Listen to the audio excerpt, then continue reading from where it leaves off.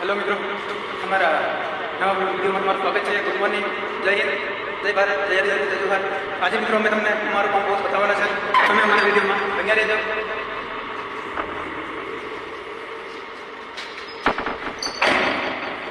આ છે મિત્રો અમારું પંપ હાઉસ, જોઈ શકો છો.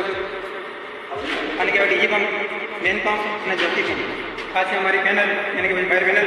મિત્રો તમે જોઈ શકો છો બધું મેન્યુઅલ છે, ઓટોમાં એક પંપ રાખ્યો નથી. તો મિત્રો આ જોકી પંપ, આ મેન પંપ છે અને આ ડીઝલ પંપ છે. એમાં એવું છે કે મિત્રો આ મેન પંપ છે એનું હાથથી પ્રેશર હોય છે ચેક કરેલું, અને એનાથી જો ઓછું થઈ જાય તો સર જોકી પંપ સ્ટાર્ટ થઈ શકે છે. એટલે કે મતલબ જોકી પંપનું કામ એ છે કે પ્રેશર એ મેન્ટેનન્સ કરી શકે છે. અને ડીજી પંપ ધારો કે આપણે હાઇડ્રન્ટથી કામ ના દે તો બીજું હાઇડ્રન્ટ લેવું પડશે, એટલે મતલબ કામમાં લેવું પડશે. તો પછી એ ડીજી પંપ ચાલુ કરીને વધારે પ્રેશરથી આપણે પાણીમાં રાખીને પાણીના ફોર્સ વધારે જોતો હોય તો ડીજી પંપ યુઝ કરી શકીએ. અને બીજી ખાસિયત છે કે ઇલેક્ટ્રિસિટી જ્યારે ના હોય, ધારો કે ફાયર થયું ઇલેક્ટ્રિસિટી ના જોવાની, ઇલેક્ટ્રિસિટી ના હોય ત્યારે આપણો ડીજી પંપ કામ આવી શકે છે. એટલે આ ડીજી પંપ અને મેન પંપ આ જે બે પંપ છે એ ઇલેક્ટ્રિસિટી દ્વારા છે અને એ ડીજી પંપ છે ડીઝલ દ્વારા છે. નામ મિત્રો અમારો અંડરગ્રાઉન્ડ વોટર ટેન્ક છે. આ મિત્રો તમે જોઈ શકો છો અંદર પાણી છે, દેખાતું નથી, અમારી ટાંકી છે. મિત્રો આ છે પ્રેશર ફિચ, એ બાજુ તમને બતાવું છું. અરે મિત્રો પ્રેશર ફિચ આમાં 6 કેજી પ્રેશર સેટ કરી રાખ્યો છે.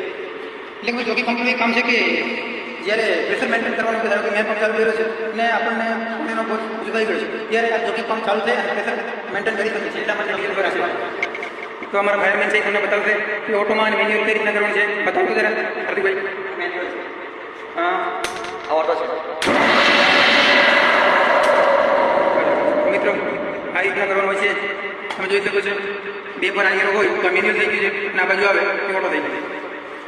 આ રીતના મિત્રો બધી જગ્યા ઉપર પંપ હાઉસ છે. તો મેન્યુઅલ પંપ ચાલુ કરો તો પાછા એકવાર ફરી